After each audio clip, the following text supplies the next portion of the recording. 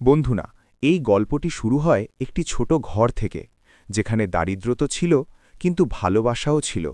স্বামী রাজেশ নিজের পরিশ্রমে সংসার চালাত, কিন্তু স্ত্রী কিরণের মনে ধনী হওয়ার ইচ্ছে বড় হচ্ছিল। ধীরে ধীরে তার মন বদলে যেতে লাগল, এবং সে আরাম আয়েশের জীবনের জন্য নিজের স্বামীকে ছেড়ে দিল। রাজেশ ভেঙে পড়ল, ঘুরতে থাকল, এবং শেষ পর্যন্ত ভিক্ষা করতে বাধ্য হল। অন্যদিকে কিরণ সবকিছু পেয়ে গেল, গাড়ি, গয়না, বড় বাড়ি, কিন্তু মন থেকে খালি রয়ে গেল। আর তারপর ভাগ্য দুজনকে রাস্তায় সামনাসামনি দাঁড় করিয়ে দিল। বন্ধুরা, আজকের এই গল্পটি আপনাদের ভেতর থেকে নাড়িয়ে দেবে, কিন্তু তার আগে আপনাদের কাছে একটি ছোট অনুরোধ। যদি আপনারা আমাদের চ্যানেলে নতুন হন, তবে চ্যানেলটি অবশ্যই সাবস্ক্রাইব করবেন এবং ভিডিওটি লাইক করতে ভুলবেন না। তো চলুন শুরু করি আজকের গল্প। বন্ধুরা, কোনো এক ছোট শহরের গলিতে একটি সাধারণ ঘর ছিল। না কোনো উঁচু দেওয়াল, না মার্বেলের জৌলুস, শুধু কাঁচা ইট আর পাকা ইচ্ছে দিয়ে তৈরি। সেই ঘরেই থাকত রাজেশ আর তার স্ত্রী কিরণ। পেশায় রাজেশ ছিল দর্জি। সুই সুতো দিয়ে কাপড় সেলাই করে সে যেন নিজের স্বপ্নগুলোকে জোড়া দিত। সকালবেলায় সেলাই মেশিনের খটখট শব্দে তার ঘর গুমড়ে উঠত। আর হ্যাঁ, ঘরের রৌমক শুধু মেশিনের শব্দে নয়, বরং কিরণের খিলখিল হাসিতেও ছিল। কিরণ একজন সাধারণ গৃহিণী ছিল, কিন্তু তার মনে বড় বড় স্বপ্ন বড় হচ্ছিল। যখনই টিভিতে কোনো ধনী পরিবারের জীবন দেখত, তার চোখে চমক চলে আসত। সে ভাবত, কবে আমাদের ঘরও বড় হবে, কবে আমাদের গলিতেও বড় গাড়ি থামবে, কবে আমিও হিরে জহরাত পড়ব। রাজেশ এই কথাগুলো প্রায়ই চুপচাপ শুনত, কিন্তু সে কিছু বলত না। সে জানত যে তার আয় শুধু পেট ভরানোর মতো। সে ধীরে হেসে বলে দিত, কিরণ, সুখ টাকা দিয়ে নয়, সাথে থাকলে পাওয়া যায়। দেখ, এই ছোট ঘরটি আমাদের, এতে ভালোবাসা আছে, এতে আপনজন আছে, এটাই সবচেয়ে বড় সম্পদ। বন্ধুরা, এই কথাটাই রাজেশকে আলাদা করত। তার চোখে টাকার লোভ ছিল না, বরং নিজের সম্পর্ক টিকিয়ে রাখার জাজবা ছিল। সন্ধ্যায় যখন ক্লান্ত রাজেশ বাড়ি ফিরত, তখন কিরণ তার জন্য চা বানিয়ে রাখত। দুজনে একসাথে বসে গল্প করত, কখনো বিদ্যুতের বিল, কখনো রেশনের হিসেব। এই ছোটখাটো চিন্তার মাঝেও তাদের ঘরে আপনজন ছিল। কিন্তু ধীরে ধীরে কিরণের মনে অসন্তোষ বাসা বাঁধতে লাগল। তার মনে হতো, আমরা কি সবসময় এভাবেই দিন কাটাব? অন্যদের মতো আমরা কি কখনো সুখ সুবিধা পাব না? রাজেশ হেসে বলতো, হারে পাগলি, দেখিস পরিশ্রম আর সময়ের সাথে সব ঠিক হয়ে যাবে। কিন্তু কিরণের মুখে হাসি শুধু ক্ষণিকের জন্য থাকত। বন্ধুরা, এটা সেই মোড় ছিল যখন সুখের ঘর ভেতর থেকে নড়বড় করতে শুরু করল। বাইরে থেকে সব ঠিক মনে হতো, কিন্তু ভেতরে কিরণের উচ্চাকাঙ্ক্ষা আর রাজেশের সন্তুষ্টি একে অপরের সাথে ধাক্কা খেতে শুরু করেছিল। সেই রাতে যখন রাজেশ গভীর ঘুমে আচ্ছন্ন ছিল, কিরণ জানালা দিয়ে বাইরের আকাশ দেখছিল। তার চোখে চাঁদ নয়, বরং সোনার উপর স্বপ্ন চকচক করছিল। সে ধীরে ধীরে নিজের মনে ঠিক করে নিল যে এবার সে জীবনকে নতুন রঙে দেখতে চায়। চাই এর জন্য তাকে নিজের পুরনো দুনিয়াকেই কেন ভাঙতে না হোক। আর বন্ধুরা, এখান থেকেই শুরু হয় আমাদের গল্প। একটি ঘরের দেয়াল ধীরে ধীরে ধসে পড়তে শুরু করে। বন্ধুরা, জীবন কখনো কখনো আমাদের এমন মোড়ে এনে দাঁড় করায় যেখানে একদিকে ভালোবাসা থাকে আর অন্যদিকে লোভ। কিরণও এখন সেই চৌরাস্তায় দাঁড়িয়েছিল। একদিন বাজারে মুদি দোকানের সদাই কিনতে গিয়েছিল। তখনই তার দেখা হলো মানিশের সাথে। শহরের নামী ব্যবসায়ী, দামি গাড়ি, চকচকে জামাকাপড়, আর মুখে এমন কথা যা সরাসরি হৃদয়ে বিঁধে যায়। মানিশ প্রথমবার কিরণকে দেখে তার সাধারণ শাড়ি আর দ্বিধাভরা চালচলনে হাসি চেপে রাখল। কিন্তু পর মুহূর্তেই সে তার মিষ্টি কথায় বলে ফেলল, আরে ভাবিজি, আপনার মতো সুন্দরী নারীকে তো হিরে দিয়ে মুড়ে রাখা উচিত। এইসব সস্তা জিনিস আপনাকে মানায় না। কিরণের বুক ধরফর করে উঠল। সে প্রথমবার কাউকে প্রকাশ্যে তার ইচ্ছাকে শব্দ দিতে শুনল। দিন কাটতে লাগল এবং মানিশ বারবার বাজারে তার সাথে দেখা করতে লাগল। কখনো ফলের ঝুড়ি ধরিয়ে দিত, কখনো সোনার চেন দেখিয়ে বলতো, দেখুন কিরণজি, এটা আপনার সৌন্দর্যের যোগ্য। বন্ধুরা, লোভের কথা শুনতে মিষ্টি লাগে, আর কিরণও ধীরে ধীরে এই মিষ্টি বিষের অভ্যস্ত হতে লাগল। রাজেশ বেচারা নিজের সেলাইয়েই ডুবে থাকত। সে দিন রাত পরিশ্রম করত, যাতে সংসারের খরচ চলে। কিন্তু কিরণ এখন তার ক্লান্ত হাসিতে ভালোবাসা নয়, বরং দারিদ্র্য দেখত। এক সন্ধ্যায় যখন রাজেশ সেলাই মেশিনে কাজ করছিল, কিরণ ধীরে ধীরে তাকে বলল, রাজেশ, আমরা কি সবসময় এভাবেই থাকব? কখনো বড় বাড়ি, কখনো গাড়ি, কখনো ভালো কাপড়, এসব কি আমাদের কপালে নেই? রাজেশ গভীর দীর্ঘশ্বাস নিল এবং বলল, কিরণ, পরিশ্রম করলে সব পাওয়া যাবে, কিন্তু সময় লাগবে। কিরণের ঠোঁটে তিরস্কারের হাসি ফুটে উঠল। সময়? আর কতদিন অপেক্ষা করব? পুরো জীবন কেটে যাবে আর আমরা এভাবেই দারিদ্র্যে পচে মরব। বন্ধুরা, এটাই সেই মুহূর্ত ছিল যখন কিরণ মনে মনে সিদ্ধান্ত নিয়ে নিল। সে ভাবল, যদি সুখের জন্য আমাকে নিজের পুরনো ঘর ভাঙতে হয়, তবে আমি পিছিয়ে আসব না। আর কিছুদিন পরেই মনীষ তাকে স্পষ্ট ভাষায় বলল, কিরণ, যদি তুমি চাও তবে আমি তোমাকে সেই সব দিতে পারি যা রাজেশ কখনো দিতে পারবে না। শুধু তোমাকে এক পা বাড়াতে হবে। কিরণের মনে ঝড় চলছিল। রাজেশের সহজ সরল ভালোবাসা একদিকে ছিল, আর মনীষের আরাম আয়েসের প্রতিশ্রুতি অন্যদিকে। আর বন্ধুরা, মানুষ যখন লোভের আগুনে জ্বলতে শুরু করে, তখন ভালোবাসার শীতল ছায়াও তার ভালো লাগে না। কিরণ ঠিক করে নিল, এবার সে নিজের স্বপ্নের সওদা করবে, চাই এর জন্য তাকে নিজের স্বামীকেই কেন ত্যাগ করতে না হোক। আর বন্ধুরা, এখান থেকেই শুরু হয় তৃতীয় অধ্যায়, যেখানে ভালোবাসা হারতে চলেছে আর জীবন এক বেদনাদায়ক মোড় নিতে চলেছে। বন্ধুরা, যে ঘরে কখনো হাসি খুশির বাস ছিল, সেখানে এখন নীরবতা আর সংঘাত ডেরা গেড়েছিল। কিরণের মন এখন রাজেশ থেকে উঠে গিয়েছিল। তার নজরে রাজেশ শুধু একজন গরিব দর্জি ছিল, যে কখনো তার স্বপ্ন পূরণ করতে পারবে না। এক বিকেলের ঘটনা। রাজেশ কষ্টে জমানো অল্প কিছু টাকা কিরণের হাতে রাখল এবং বলল, কিরণ, দেখো, আজ একটু বেশি পেয়েছি, চলো কাল বাজারে যাই, তোমার জন্য একটা নতুন শাড়ি কিনে দেব। কিন্তু বন্ধুরা, সত্যিটা ছিল এই যে এখন কিরণের শাড়ি নয়, হিরে দরকার ছিল। সে টাকার দিকে এমনভাবে তাকালো যেন এটা তার অপমান। তাচ্ছিল্য করে বলল, রাজেশ, এই কয়েকটা নোটে কি বদলে যাবে? অন্যদের বুয়েরা গয়নায় মুড়ে থাকে, আর আমি এখানে শুধু এক সাধারণ নারী। রাজেশের হৃদয় ভেঙে গেল। সে চুপচাপ তার কথা শুনতে থাকল। আর তারপর কিছুদিন পরেই সেই মুহূর্ত এলো যা শুনে হয়তো আপনাদেরও বুক কেঁপে উঠবে। কিরণ ঘরে রাজেশের মালপত্র বেঁধে দরজায় রেখে দিল। তার চোখে না ভালোবাসা ছিল, না আপনজন, শুধু কঠোরতা ছিল। রাজেশ হতভম্ব হয়ে গেল। বলল, কিরণ, এটা কি করছো? এই ঘর, এই সম্পর্ক সব ছেড়ে দেবে? কিরণ ঠান্ডা গলায় জবাব দিল, আমার জীবন চাই রাজেশ, শুধু দিন গুজরান নয়। আমি তোমার সাথে আর থাকতে পারব না। বন্ধুরা, রাজেশের চোখে জল ছিল। সে কাঁপতে থাকা হাতে কিরণের মুখ ছুঁতে চাইল, কিন্তু কিরণ পিছিয়ে গেল। ব্যাস, আর নয়, তুমি নিজের রাস্তায় যাও, আর আমাকে আমার রাস্তায় চলতে দাও। রাজেশ শেষবারের মতো নিজের ঘর দেখল, সেই ঘর যা সে পরিশ্রমের প্রতিটি ফোঁটা দিয়ে বানিয়েছিল।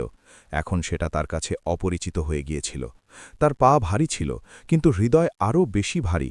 সে কিছু না বলে বাইরে চলে গেল। পেছনে ফিরেও দেখল না, কারণ সে জানত যে এখন কেউ তার অপেক্ষায় দরজায় দাঁড়িয়ে থাকবে না। আর বন্ধুরা, সেই রাতে আকাশও যেন রাজেশের বেদনা ভাগ করে নিচ্ছিল। চাঁদের আলো ফিকে মনে হচ্ছিল, বাতাস ভারী ছিল। রাজেশ রাস্তায় একা হাঁটছিল, হাত খালি, হৃদয় ভাঙা। তার সাহারা, তার জীবনের সঙ্গী এখন তার সাথে ছিল না। বন্ধুরা, এটাই ছিল ভাঙা সাহারা।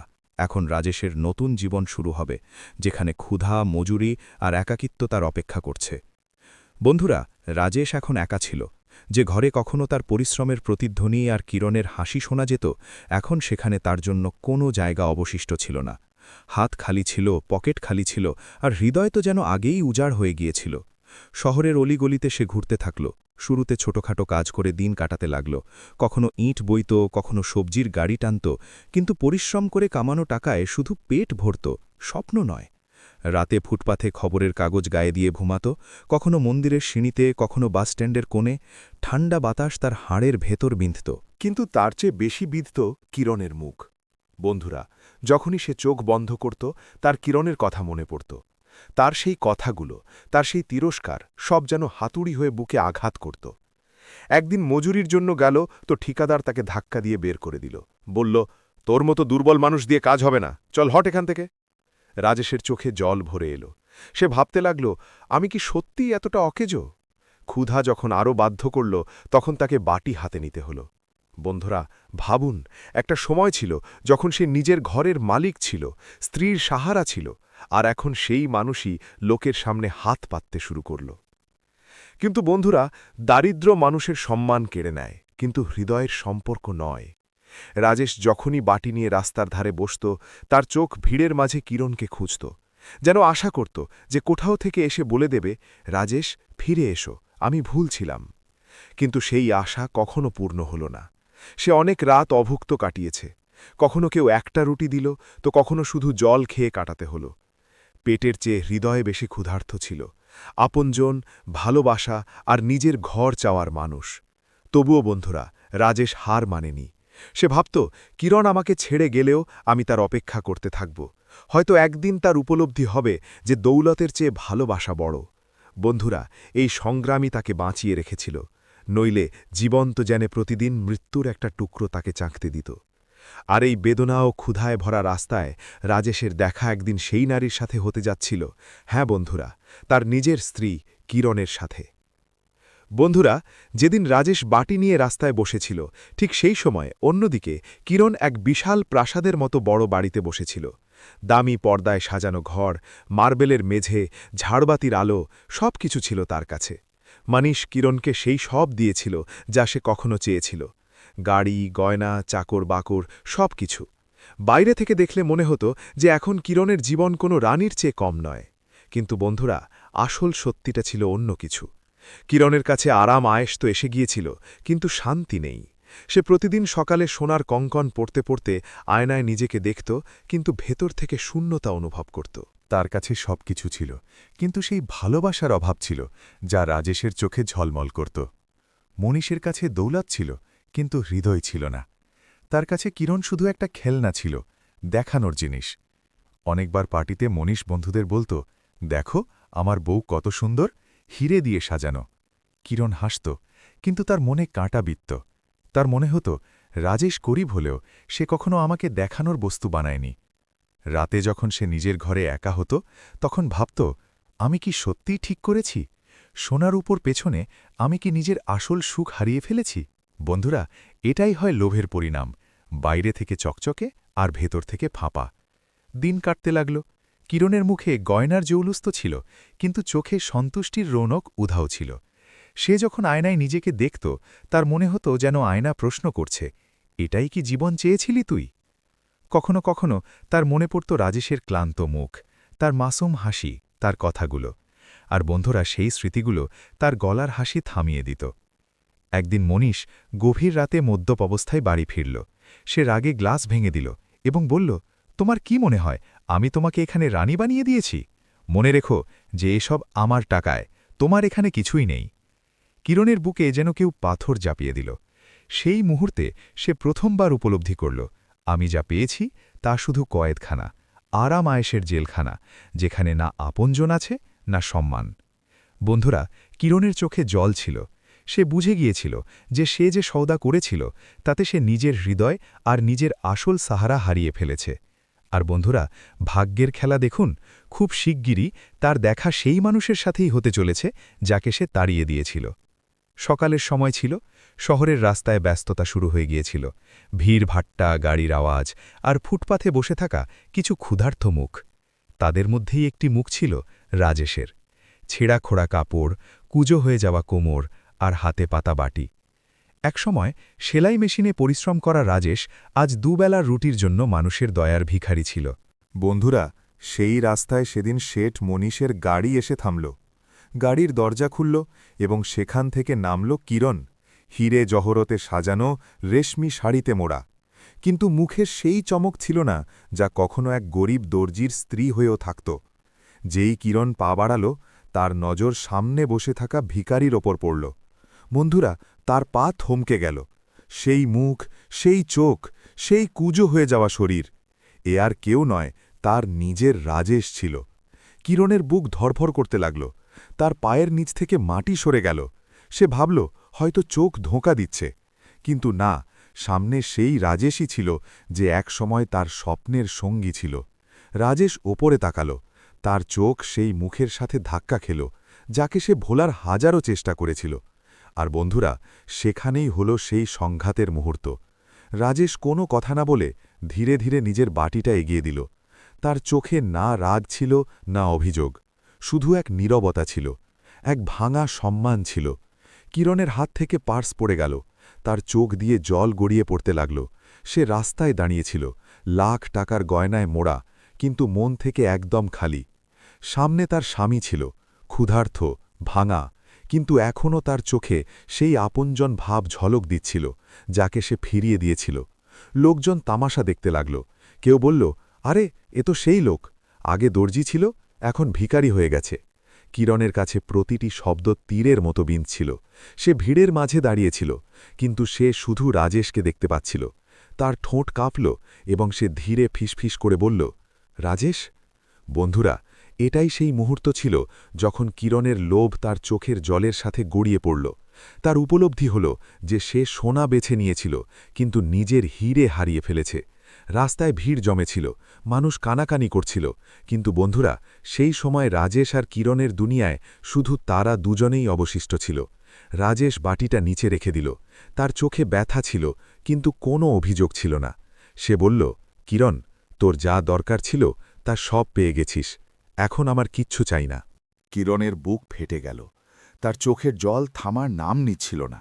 সে সেখানেই মাটিতে বসে পড়ল, নিজের সব গয়না, শাড়ি আর শান শওকত ভুলে গিয়ে। রাজেশ, আমি ভুল করেছি, অনেক বড় ভুল। আমি লোভে অন্ধ হয়ে গিয়েছিলাম। আজ সব কিছু থেকেও আমি শূন্য। আমাকে মাফ করে দাও। বন্ধুরা, রাজেশ মাথা নিচু করে নিল। তার হৃদয়ে কিরণের জন্য ভালোবাসা এখনও বেঁচে ছিল, কিন্তু ঘা এত গভীর ছিল যে শব্দ তার গলায় আটকে গেল। ভিড়ের মধ্যে থেকে কিছু লোক খোঁচা দিয়ে বলল, আরে দেখো, বড়লোক বউ নিজের গরিব বরের পায়ে পড়ছে।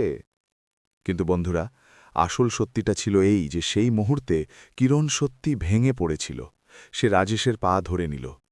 রাজেশ, আমাকে ফিরিয়ে নিয়ে চলো। আমি এখন সব ছেড়ে দেব। আমার আবার সেই জীবন চাই। চাই দারিদ্র হোক, চাই ক্ষুধা, শুধু তুই আমার সাথে থাক। রাজেশের চোখ দিয়েও জল গড়িয়ে পড়ল। সে কাঁপতে থাকা হাতে কিরণকে তুলল এবং ধীর কণ্ঠে বলল, কিরণ, জীবন আমাদের অনেক কিছু শিখিয়ে দিয়েছে। যদি তুই সত্যি আমার সাথে থাকতে চাস, তবে আয়, আমরা আবার আমাদের ঘর বাঁধব। বন্ধুরা, সেই মুহূর্তে রাস্তায় দাঁড়িয়ে থাকা ভিড় নীরব হয়ে গেল। সবার চোখে জল ছিল। রাজেশ আর কিরণ একে অপরকে জড়িয়ে ধরল এবং তাদের চোখের জল একে অপরের ক্ষত দুতে লাগল। গয়না, দৌলত, শান শওকত সব পেছনে পড়ে রইল। এখন শুধু দুজন মানুষ ছিল, যারা বুঝে নিয়েছিল যে ভালোবাসাই আসল দৌলত। সেই দিন কিরণের লোভ মরে গেল, আর রাজেশের ভাঙা সাহারা আবার উঠে দাঁড়াল। বন্ধুরা, এটাই হলো লোভের শেষ, যেখানে মানুষ বোঝে যে সোনার উপর দাম কখনো একটি সত্যিকারের সম্পর্কের চেয়ে বড় হয় না। বাকি এই গল্পের ব্যাপারে আপনারা কি বলবেন? কমেন্ট বক্সে নিজের প্রতিক্রিয়া অবশ্যই জানাবেন। বন্ধুরা, রাস্তায় হওয়া সেই সাক্ষাৎ সব কিছু বদলে দিল। ভিড় ছড়িয়ে গেল, মানুষ নিজের নিজের পথে চলে গেল, কিন্তু রাজেশ আর কিরণ সেখানেই দাঁড়িয়ে রইল, যেন সময় থমকে গেছে। রাজেশ বাটিটা তুলে একপাশে রেখে দিল। সে ধীর গলায় বলল, কিরণ, আমি এখনও গরিব, আমার কাছে না ঘর আছে না দৌলত, কিন্তু যদি তুই সত্যিই ফিরতে চাস, তবে জেনে রাখ, এখানে শুধু ভালোবাসা পাবি, ব্যাস, ভালোবাসা। কিরণ কাঁদতে কাঁদতে রাজেশের হাত ধরে নিল। রাজেশ, এটাই তো আমার চাই। আমি সব দেখে নিয়েছি, মহল, গাড়ি, গয়না সব ফাঁপা। আমার আবার তোর সাহারা চাই, সেই পুরনো ঘর, সেই পুরনো আপনজন। বন্ধুরা, সেই দিন প্রথমবার রাজেশের মুখে হালকা হাসি ফিরল। সে ভাবল, হয়তো জীবন আমার পরীক্ষা পূর্ণ করে নিয়েছে। দুজনে ধীরে ধীরে পুরনো পাড়ার দিকে ফিরতে লাগল। রাস্তায় বাচ্চারা খিলখিল করে খেলছিল, পরীদের গল্প শোনা যাচ্ছিল। আর বন্ধুরা, সেই আওয়াজগুলোর মাঝেই কিরণ নিজের হারিয়ে যাওয়া ঘরের ঝলক পেতে লাগল। যখন তারা তাদের পুরনো ঘরে পৌঁছল, তখন ভাঙা দেয়াল, জং ধরা দরজা আর শূন্য জানালা তাদের অপেক্ষা করছিল। কিরণ চোখের জল মুছতে মুছতে বলল, রাজেশ, চলো এই ঘরকে আবার তৈরি করি, ছোট ছোট পদক্ষেপে, যেমন আগে করেছিলাম। রাজেশ মাথা নাড়ল এবং বলল, হ্যাঁ কিরণ, কিন্তু এবার আমরা দুজনে মিলে পরিশ্রম করব। না কোনো লোভ, না কোনো অভিযোগ, শুধু সাথ। বন্ধুরা, সেই রাতে দুজনে মাটির মেঝেতে বসে এক থালায় রুটি খেল। রাজেশ বলল, দেখো কিরণ, এটাই আসল দাওয়াত। ক্ষুধা মিটে গেল, মন ভরে গেল। কিরণের চোখ দিয়ে জল গড়িয়ে পড়ল। সে প্রথমবার অনুভব করল যে সত্যিকারের খুশি পেট ভরানো আর মন জোড়া লাগা থেকে পাওয়া যায়, সোনা রূপো দিয়ে নয়। সে ধীরে ফিসফিস করে বলল, রাজেশ, এখন এই নতুন সফর আমাদের হবে। চাই কষ্ট আসুক, চাই দারিদ্র, আমি এখন তোকে কখনো একা ছাড়ব না। আর বন্ধুরা, এইভাবেই ভাঙা জীবনের গাড়ি আবার লাইনে ফিরতে শুরু করল। বন্ধুরা, জীবন যখন নতুন সফর দেয় তখন সাথে অনেক পরীক্ষাও নিয়ে আসে।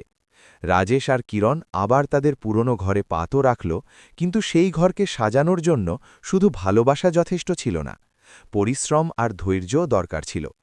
রাজেশ দিন-রাত পরিশ্রম করতে লাগল, কখনো কোনো দোকানে দর্জির কাজ, তো কখনো রিক্সা চালানো।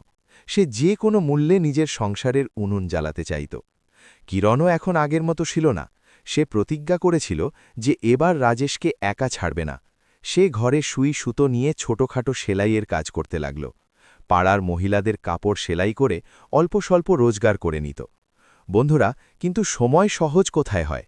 অনেক দিন এমন কাটত যখন দুজনকে আধ পেটা খেয়েই সন্তুষ্ট থাকতে হতো।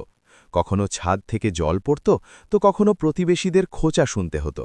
আরে দেখো এদের, একসময় সোনার উপয় মুড়ে থাকত, এখন আবার দারিদ্র্যে ফিরে এসেছে। কিরণ শুনে ভেতর থেকে ভেঙে যেত, কিন্তু রাজেশ তার হাত ধরে বলতো, ছেড়ে দে কিরণ, লোকে কি বলবে এটা ভাবা বন্ধ করে দে। আমাদের শুধু এটা দেখতে হবে যে আমরা একে অপরকে হারিয়ে না ফেলি। বন্ধুরা, এই বিশ্বাসেই তাদের এগিয়ে নিয়ে যেত। একদিন কাজ থেকে ফেরার পথে রাজেশের খুব জ্বর হল। তার অবস্থা খারাপ হতে লাগল। ঘরে ওষুধ কেনার মতো টাকাও ছিল না। কিরণ সারা রাত তার শিয়রে বসে রইল, তার কপালে জলপট্টি দিতে থাকল। সে ঈশ্বরের কাছে প্রার্থনা করল যে, হে ভগবান, আমার ভুলের প্রায়শ্চিত্ত করিয়ে নাও, কিন্তু আমার রাজেশকে কেড়ে নিও না। সকাল হতে হতে জ্বর নেমে গেল। কিরণ স্বস্তির নিঃশ্বাস ফেলল এবং প্রথমবার অনুভব করল যে এখন তার জন্য রাজেশের জীবনই সবচেয়ে বড় সম্পদ। বন্ধুরা, এগুলো সেই দিন ছিল যখন দুজনের ভালোবাসা আবার কষ্টিপাথরে যাচাই হচ্ছিল। দারিদ্র্য, অসুখ, ক্ষুধা সব মিলে তাদের পরীক্ষা নিচ্ছিল। কিন্তু এবার কিরণ টলল না। সে প্রতিটি কষ্ট রাজেশের সাথে ভাগ করে নেওয়ার প্রতিজ্ঞা নিয়েছিল। আর এই পরীক্ষাই তাদের সম্পর্ককে আরও মজবুত করে তুলল। বন্ধুরা, বলে যে পরিশ্রম আর সত্যিকারের সম্পর্কের ফল দেরিতে পাওয়া যায়, কিন্তু পাওয়া যায় অবশ্যই। রাজেশ আর কিরণ যখন আবার তাদের জীবন শুরু করল, তখন অনেক কষ্ট এলো, কিন্তু দুজনে মিলে সব ঝড় সামলে নিল। রাজেশ দিন-রাত পরিশ্রম করত। ধীরে ধীরে তার সততা আর দক্ষতার চর্চা বাজারে ছড়িয়ে পড়তে লাগল। মানুষ আবার তার কাছে কাপড় সেলাই করাতে আসতে লাগল। তার ছোট সেলাইয়ের কাজ বেড়ে দোকানে পরিণত হল। এদিকে কিরণও সাহস হারায়নি। সে ঘরের দেখাশোনার পাশাপাশি মহিলাদের সেলাই বুনন শেখানো শুরু করে দিল। ধীরে ধীরে তারও রোজগার বাড়তে লাগল। বন্ধুরা, সময় বদলাল। যে ঘরের দেয়াল কখনো ভাঙাচোরা ছিল, সেই ঘর এখন আবার সাজতে শুরু করল। মাটির গন্ধে আপনজন মিশে গেল, এবং সবচেয়ে বড় কথা, এখন কিরণের মুখে সেই সত্যিকারের হাসি ফিরে এসেছিল। সেই হাসি যা গয়না দিয়ে নয়, বরং রাজেশের সঙ্গতে ফুটত। এক বিকেলের ঘটনা। রাজেশ কাজ থেকে ফিরে দরজায় দাঁড়িয়ে বলল, কিরণ, দেখো, আজ আমি তোমার জন্য এই নতুন শাড়ি কিনেছি। কিরণ অশ্রু ভরা চোখে শাড়ি নিল এবং বলল, রাজেশ, আমার এখন এগুলোর দরকার নেই, তুমি আমার সাথে আছো, এটাই আমার সবচেয়ে বড় সম্পদ। বন্ধুরা, দুজনের চোখে জল ছিল, কিন্তু এই জল বেদনার নয়, বরং খুশির ছিল। সেই ঘর যা কখনো লোভে ভেঙে গিয়েছিল, এখন ভালোবাসা আর বিশ্বাসে আবার গড়ে উঠেছিল। এখন না সেখানে শান আর শকতের লালসা ছিল, না ধনী হওয়ার অহংকার, শুধু সত্যিকারের স্বাদ ছিল। কিরণ রাজেশের কাছে কথা দিল, এখন যতই মুশকিল আসুক, আমি তোকে কখনো একা ছাড়ব না। রাজেশ হেসে তার হাত ধরে নিল এবং বলল, আমিও তোকে কখনো পড়তে দেব না। বন্ধুরা, আকাশে সেই সন্ধ্যায় চাঁদ যেন দুজনের খুশিতে হাসছিল, পাড়ায় বাচ্চাদের হাসি গুমড়ে উঠছিল, এবং সেই ছোট ঘরে আবার সেই কথা সত্যি হয়ে গেল, ভালোবাসাই আসল দৌলত।